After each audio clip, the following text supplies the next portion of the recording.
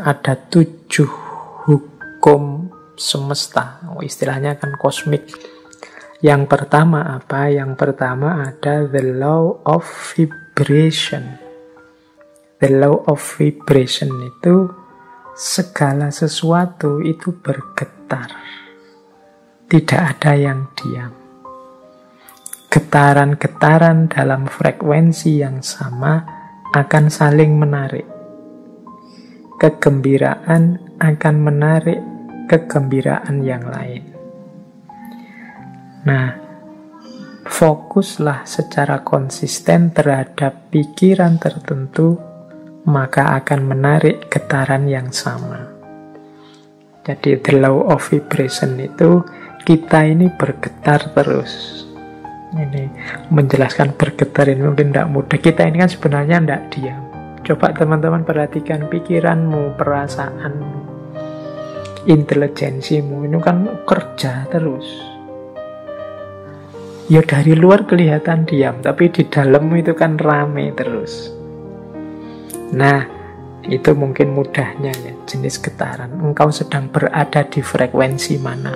Mungkin engkau sedang marah-marah, mungkin engkau sedang senang, mungkin engkau sedang gelisah, mungkin hari ini engkau sedang bingung karena vaksin, mungkin hari ini engkau sedang gelisah karena sekelilingmu sedang pembatasan ketat karena pandemi. Ini kan sebenarnya dirimu itu sedang bergetar. Nah, the law of vibration itu vibrasi yang sama akan saling menarik atau akan menggetarkan energi atau menggetarkan vibrasi yang dekat dengan dirinya. Jadi kalau kita gembira, sekeliling kita akan hawanya gembira. Dan orang-orang yang di dekat kita akan terpengaruh oleh kegembiraan itu. Itu the law of vibration, mudahnya begitu. Jadi getaran kita itu mempengaruhi sekelilingnya. Apa yang ada dalam diri kita, kalau kita gelisah atau murung, ini menggetarkan sekelilingmu dengan kegelisahan dan kemurungan. Ini namanya the law of vibration. Makanya kadang-kadang teman-teman kan bisa merasakan kalau misalnya punya teman akrab gitu, temanmu sedang sedih, terus dekat denganmu, dia pura-pura banyak ketawa, pura-pura ceria, tapi getarannya bisa engkau tangkap. Itu the law of vibration.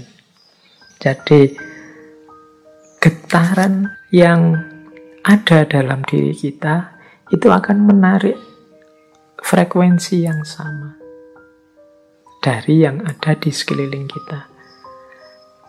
Kalau teman-teman dekat dengan teman yang sedang sedih, sedang gelisah, sedang susah, sekali-sekali dia tampak nangis, itu kan kita ikut terus hanyut dalam situasi kesedihannya, ikut dalam kemurungannya.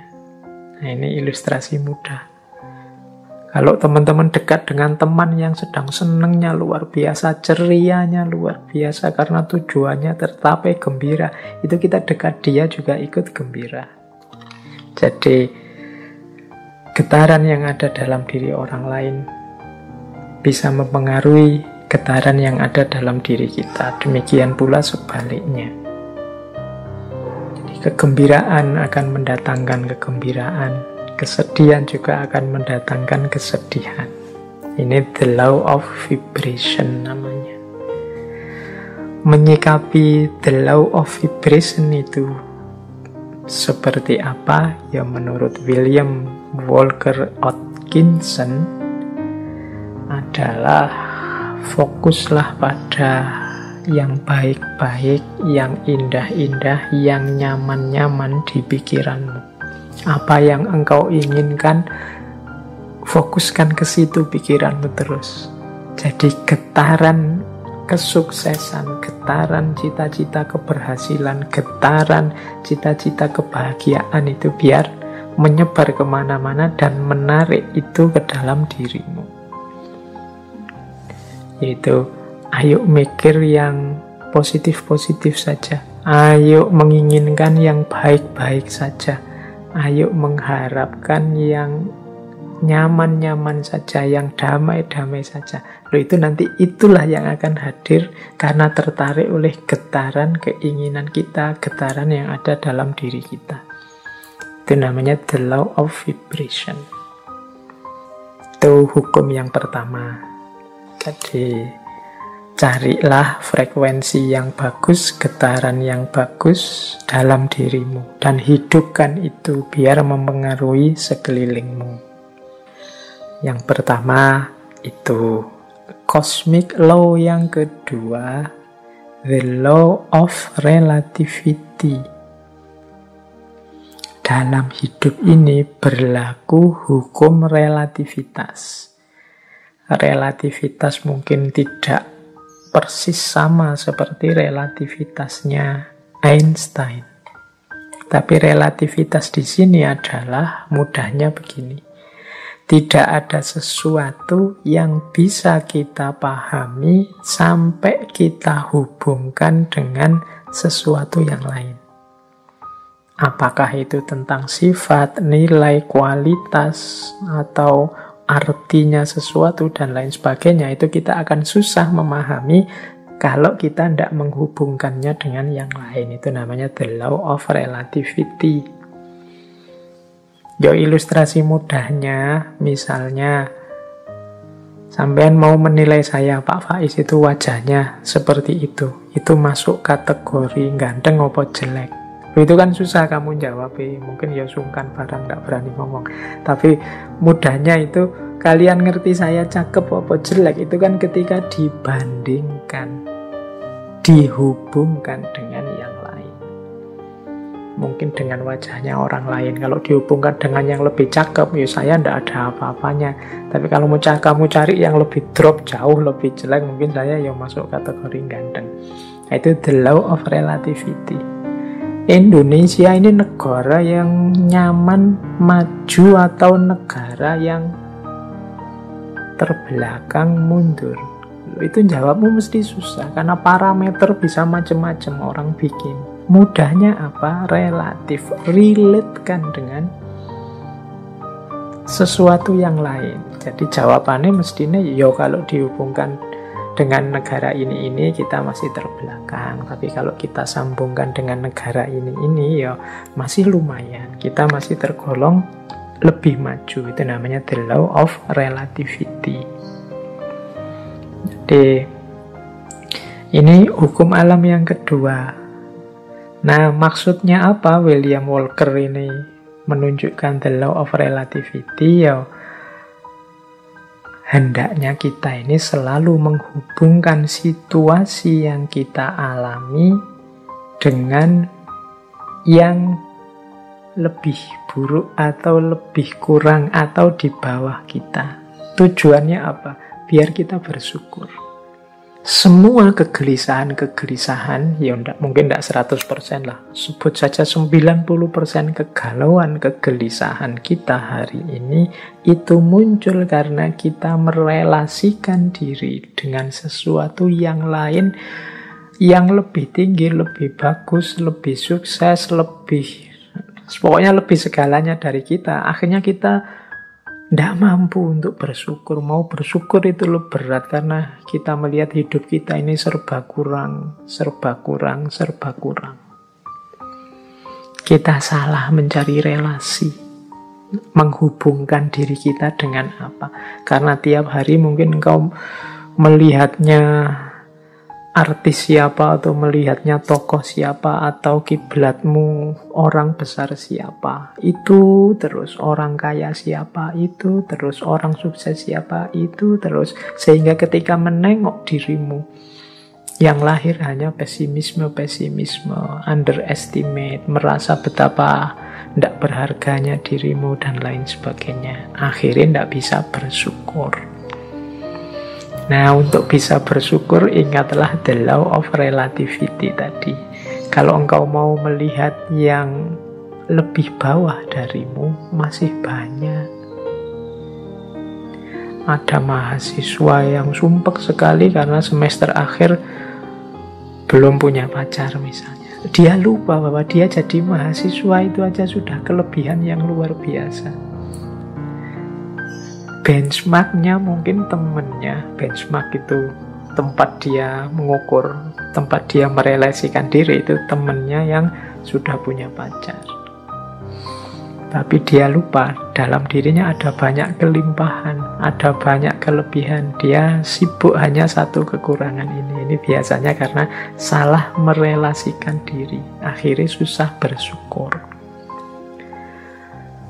Nah, itu hukum alam yang kedua, law of relativity. Ayo, untuk banyak hal, ya enggak untuk semua hal ya, untuk beberapa hal, law of relativity ini kita pakai ya untuk yang baik-baik, sholat, ibadah, untuk tekun belajar. Nah, kita ambil yang level tinggi biar kita semangat untuk meniru yang baik-baik. Tapi untuk hal-hal tertentu kita ambil standar yang lebih di bawah kita sehingga kita tidak lupa untuk bersyukur.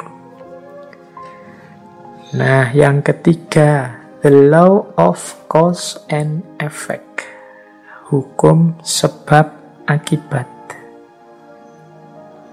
Kalau ini saya tidak perlu menjelaskan ya. Kalau dalam Islam ya ada famay ya'mal misqala dzarratin khairan yarah wa may ya'mal misqala dzarratin syarran yarah. Ada aksi, ada reaksi. Ada sebab, ada akibat. Maka menghadapi hukum yang semacam ini, marilah kita ciptakan dalam hidup ini sebab yang baik-baik saja. Sebab-sebab yang produktif, yang sukses, yang unggulan, sehingga kita mendapatkan akibat juga yang sukses, yang unggulan. Jadi karena ada sebab, ada akibat. Kalau ingin akibat yang bagus, ya ciptakanlah sebab yang bagus. Ini hukum alam juga. Tidak mungkin dari kemalasan lahir keberhasilan misalnya, makanya jangan malas. Tidak mungkin dari kejahatan, keburukan lahir kebaikan. Tidak mungkin dari proses yang merusak lahir perbaikan. Nah, ini cause and effect. Ini hukum alam yang ketiga. Ada sebab, ada akibat. Apapun yang kita panen hari ini, itu adalah benih yang kita tanam sebelumnya. Yang keempat, the law of polarity. Law of polarity ini, segala sesuatu dalam hidup ini ada pasangannya.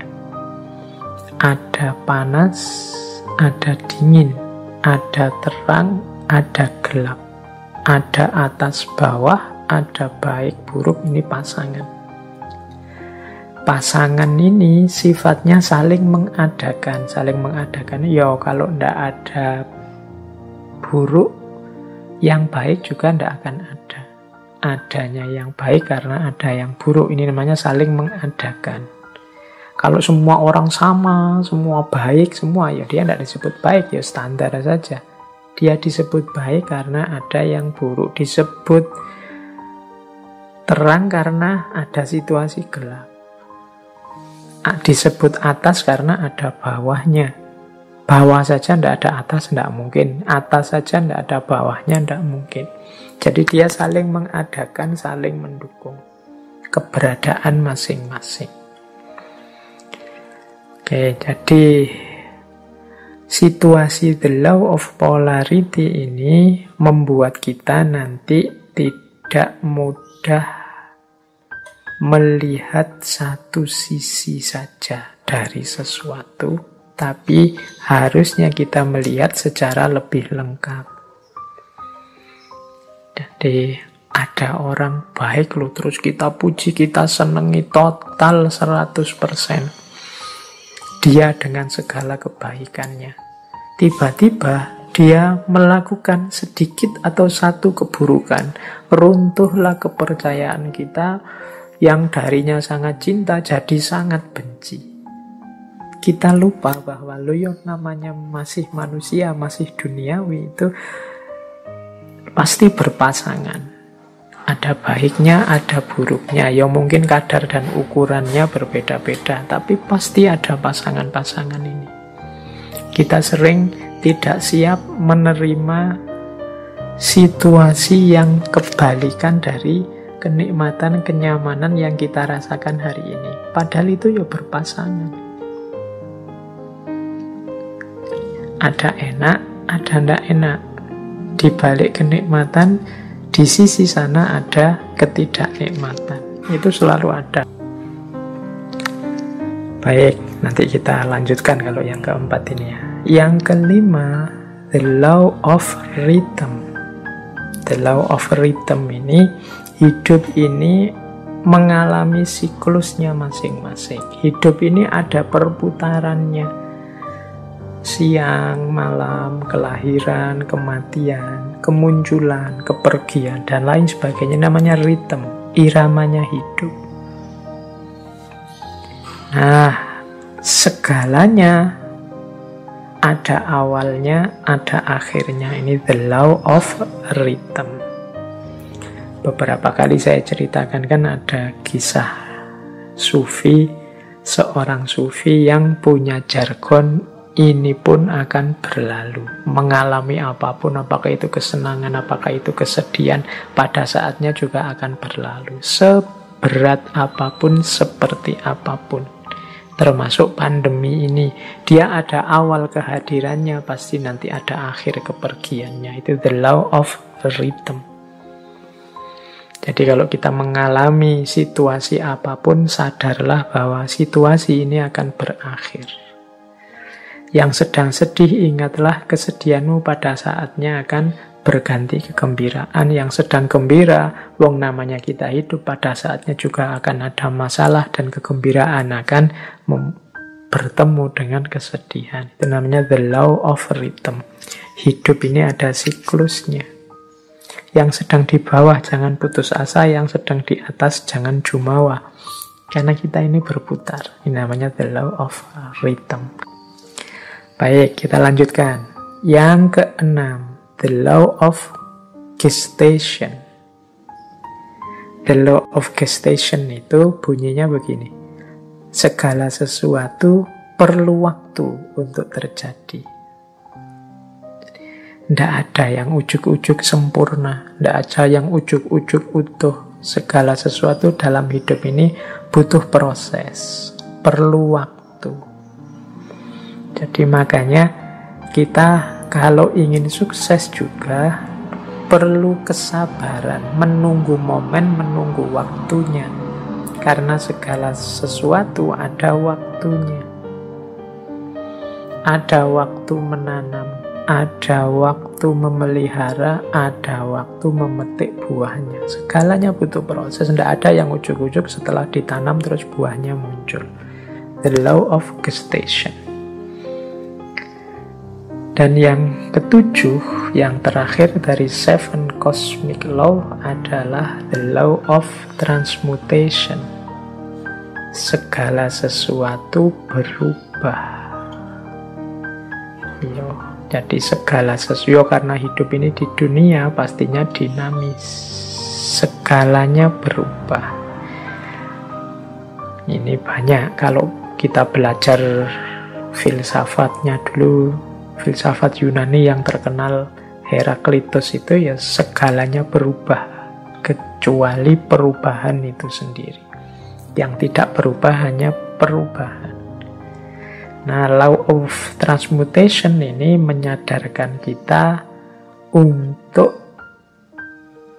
menghadapi perubahan, merancang dan menyiapkan perubahan agar perubahan yang terjadi arahnya sesuai keinginan kita, membuat kita lebih baik, membuat kita lebih sukses, membuat kita lebih berhasil.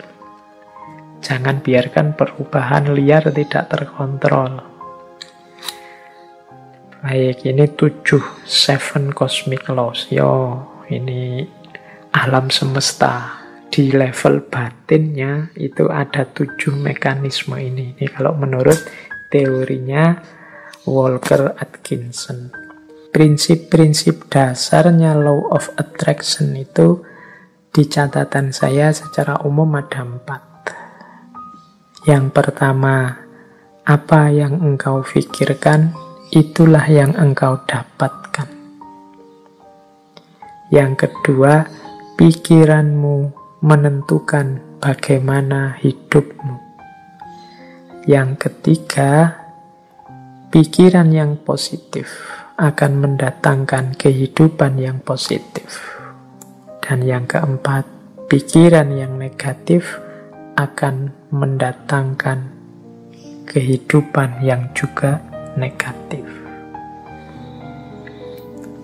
Berarti law of attraction ini pertama-tama menyarankan kita untuk memperhatikan apa yang ada di pikiran kita.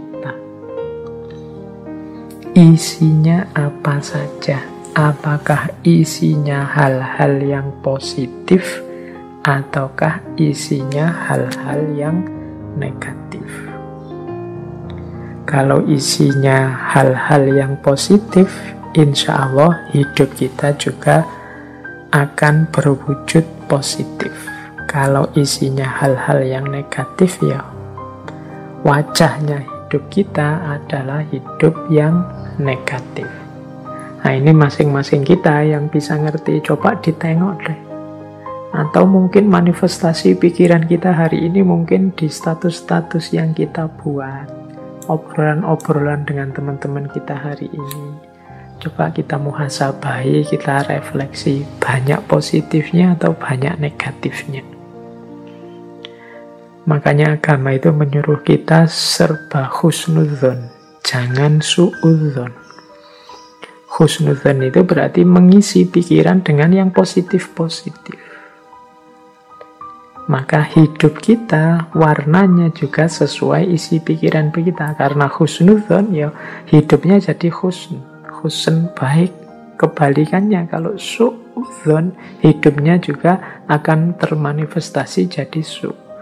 Pikirannya jelek, terus pikirannya negatif, terus curiga, terus ya sudah, hidupmu adalah hidup yang warnanya penuh kecurigaan. Hidup penuh kecurigaan itu kan hidup yang gelisah. Dari mana kegelisahan itu muncul? Engkau sendiri yang menciptakan. Dengan suudzonmu tadi, prasangka burukmu tadi. Coba tadi kamu prasangka baik, hidupmu jadi tenang. Dari mana ketenangan itu datang? Ya engkau ciptakan sendiri tadi, karena engkau suudzon. Ya bayangkan ya mudahnya, misalnya kalian mau naik kendaraan umum, naik bis atau kereta. Itu kalau pikiranmu serba prasangka buruk, jangan-jangan nanti dicopet, jangan-jangan nanti di tengah jalan keretanya tabrakan mogok, jangan-jangan pikirannya jelek terus. Maka kalian tidak akan bisa menikmati perjalanan. Sepanjang jalan mungkin kamu gelisah, ini jangan-jangan nabrak, jangan-jangan nanti ketemu orang jahat, jangan-jangan tidak tenang perjalananmu. Dari mana ketidaktenangan itu datang? Ya kamu awali dari pikiranmu sendiri tadi. Tapi coba engkau husnudzon, jadi pikiran yang bersih, tidak curiga, yakin dengan kenyamanan, keamananmu, ya perjalananmu nyaman. Tadi kalau di rumus teori vibrasi tadi, ya kenyamanan, keamananmu akan menarik sekelilingmu, frekuensinya juga jadi nyaman, jadi aman. Tapi kecurigaan, kegelisahanmu juga akan melahirkan kecurigaan, kegelisahan di sekelilingmu. Hidupnya jadi tidak nyaman. Nah, ini basic prinsipnya, mudahnya penjelasannya begitu. Jadi kalau kita isinya negatif-negatif saja, ya energi negatif yang kita tarik dalam hidup. Pandemi ini kan melahirkan jutaan gagasan negatif. Mungkin lebih dari itu, saya sebutnya jutaan, jangan-jangan puluhan juta atau ratusan juta seluruh dunia. Bayangkan energi negatif yang lahir dari jutaan pikiran yang negatif. Sakitnya sama. Tapi kalau kita hadapi dengan optimis atau dengan pesimis, itu kan kesannya, rasanya beda.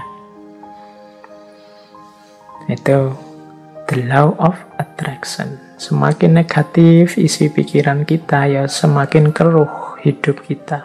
Asalnya ya kita sendiri yang mengundang kekeruhan itu. Makanya ada quotes dari Napoleon Hill. Napoleon Hill ini juga tokoh spiritualis yang sering juga menulis buku-buku coraknya self-improvement atau self-help. Dia bilang begini, keep your mind fixed on what you want in life, not on what you don't want. Ini beliau ngasih tips, simpanlah di kepalamu, isi saja dengan apa yang engkau inginkan, bukan apa yang tidak engkau inginkan.